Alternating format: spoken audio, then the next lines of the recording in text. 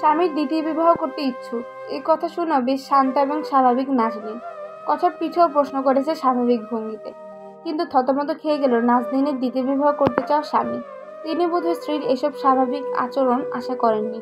জিভ দিয়ে শুষ্ক ঠোঁট জোড়া ভিজিয়ে নাজনীনের স্বামী প্রত্যুত্তরে বললেন, ওই আর কি। ওই আর কি আবার কেমন কথা? এবারও নাজনীনের স্বাভাবিক প্রশ্ন, কিন্তু ভড়কে দিল রাজনকে। সে বারবার এদিক ওদিক দৃষ্টি ঘোরাচ্ছে। আমার যদি ভুল না হয়, পাত্রী আপনার অফিস কলিগ মেয়েটি, যে মেয়েটি আপনার ফোন দিলে আপনার মুখের রং পরিবর্তন হয়ে যেত, যখন তখন আপনাদের ফোন আলাপ চলতো, তাই নয় কি? রাজন এবারও চুপ রইল, কিন্তু চুপ রইল না নাজনীন। সেই রাতের খাবার শেষে থালা বাসন ধুয়ে স্বামী এবং নিজের জন্য চা করে নিয়ে এসেছিল রুমে। পরনে তার হালকা গোলাপি নাইট স্যুট। ভীষণ সুন্দর লাগছে তাকে, কিন্তু রাজনের মন ঘুনে দিয়ে ধরেছে। দুদিন পর পুরোপুরি ভেঙে পড়বে। সে এসব সুন্দর জিনিস দেখবে না। পুরনো নর্দমার পচা গন্ধই তার অধিক প্রিয় হয়ে উঠেছে। নাজনীন ট্রে থেকে একটি কাপ উঠিয়ে রাজনের দিকে বাড়িয়ে দিল। রাজন বিস্মিত হলো যেন, তবে কাপটি নিল। নাজনীন আরেকটা কাপ দিয়ে ট্রেটি বেড সাইডে রেখে দিল। খাটে পা উঠিয়ে বসলো। চায়ে এক চুমুক দিয়ে স্বামীর উদ্দেশ্যে বলতে শুরু করলো, আপনার মন যে পরনারীর দিকে ধাবিত হচ্ছিল, আমি আপনার ঘরে স্ত্রী হয়ে বুঝেছিলাম বটে। আমি চিৎকার চেঁচামেচি পছন্দ করি না। জোর গলায় ঝগড়া করাও আমার স্বভাবে না। আজে বাজে ভাষা তো একদমই মুখ দিয়ে কখনো বের হবে না, ইনশাল্লাহ। আমি কি আপনাকে এ ব্যাপারে সাবধান করিনি? সুন্দর করে বোঝাইনি? বলিনি পরকীয়া সুন্দর একটি সুন্দর সম্পর্ককে নষ্ট করে দেয়, নষ্ট করে দুজন মানুষের জীবন, সঙ্গে নষ্ট করে মানুষের সাথে সাথে জড়িত হওয়া মানুষগুলোর জীবন। পরকীয়া একটি সামাজিক ব্যাধি। এই ব্যাধি কিন্তু আমরা চাইলেই নিরাময় করতে পারি। বলেছিলাম না? আপনি করেছেন। পরনারী থেকে দৃষ্টি হেফাজত রাখতে বলেছিলাম, কথা রেখেছেন আমার। বলেছিলাম অফিস থেকে রিজাইন নিতে, অন্য কোথাও চাকরি খুঁজতে, আপনি সম্মত হলেন।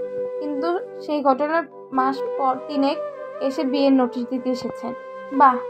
এবার মুখ খুলল রাজন। বারবার পরকীয়া পরকীয়া বলছো কেন? কাউকে পছন্দ করা, ভালোবাসা নিশ্চয় অপরাধ নয়।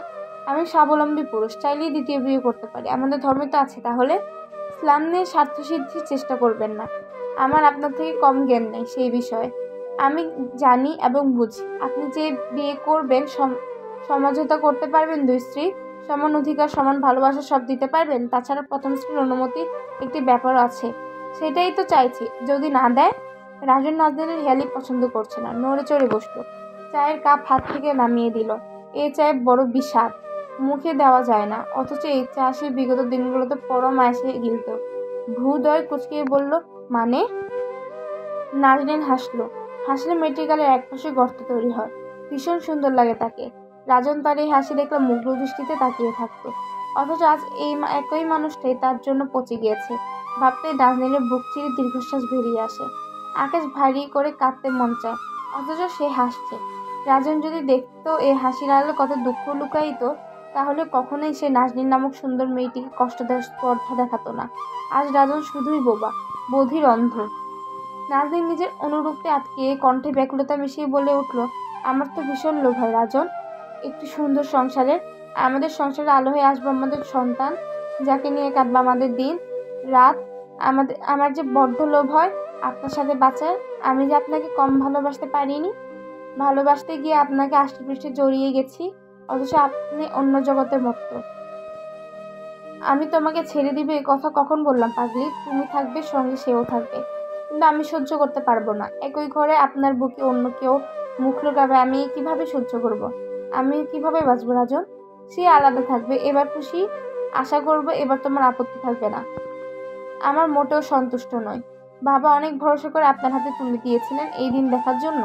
আমি কি তোমাকে মন্দ রেখেছি নাজনীন? ভালোই তো বাসেননি, সেখানে ভালো মন্দ প্রশ্নই উঠতে পারে না। রাজন শতান দাঁড়িয়ে পড়ে। এত প্যাচাল তার ভালো লাগছে না। সে যে সোসাইটি মেনটেন করে, সেখানে বিয়ে বহির্ভূত সম্পর্কে দৃষ্টিকটু। প্রথম স্ত্রীকে না জানিয়ে বিয়ে করা বড় অন্যায় হিসেবে ধরা হয়। সে তো সমাজের বাইরে বাস করতে পারবে না। চলতে ফিরতে এই সমাজের বিধিনিষেধের সম্মুখীন হতে হবে। তাই তো আগে ভাগে ঝামেলা মিটিয়ে ফেলতে চাইছে। নাহলে এসব তোয়াক্কাই কি করে? আমার যা বলার বলে দিয়েছি। সময় নাও, মনকে বুঝাও, স্বাভাবিকভাবে নিতে শিখো। দেখবে সব শিখে গেছো। আর যদি ভালো না লাগে?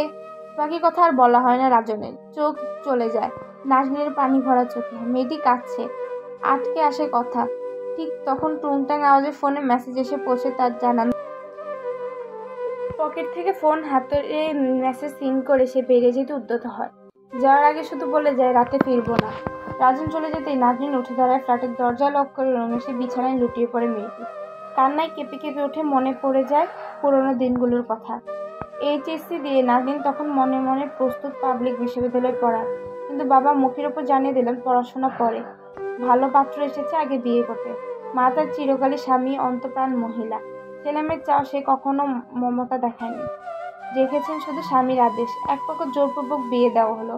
পাবলিকে পড়ার শখ বুঝলো। লোকাল একটি কলেজে বহু চেষ্টা সাধনায় রাজন তাকে ডিগ্রিতে ভর্তির অনুমতি দিল। বাবাকে জানালে বাবা বললেন, জামাই যা চায় তাই হবে, তুমি চুপটি করে থাকবে, নালিশ যেন না আসে। বহু ইচ্ছা আবদারে কোরবানি হতে লাগলো, কিন্তু একসাথে থাকতে গিয়ে স্বাভাবিক কিভাবে মেয়েটা যেন ভালোবেসে ফেললো, বোধহয় একটু বেশি, তাই তো এত পড়ছে মনটা। নাজনীন বিছানা ছেড়ে উঠে বসে, এলোমেলো পায়ে এগিয়ে যায় খোলা জানালার দিকে। আজ আকাশ ভরা তারার মেলা, দিগন্তের এক কোণে রূপালী চাঁদ। নাজনীন আকাশের দিকে তাকিয়ে থাকে পলকহীন দৃষ্টিতে।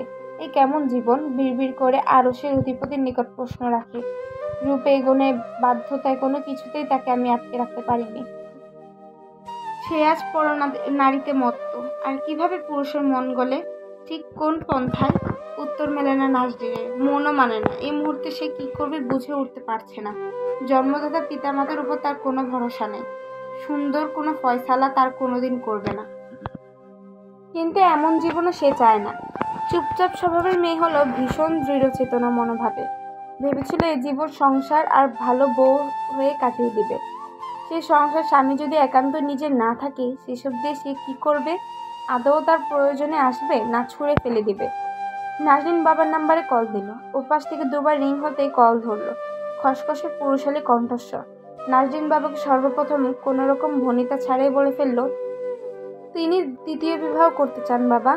রাত বেরোতে অবশ্যই আপনার সঙ্গে মশকরা করার মতো মেয়ে আমি নই। সে জানেন অবশ্যই। এখন আমার কি করণীয় আপনিই বলুন।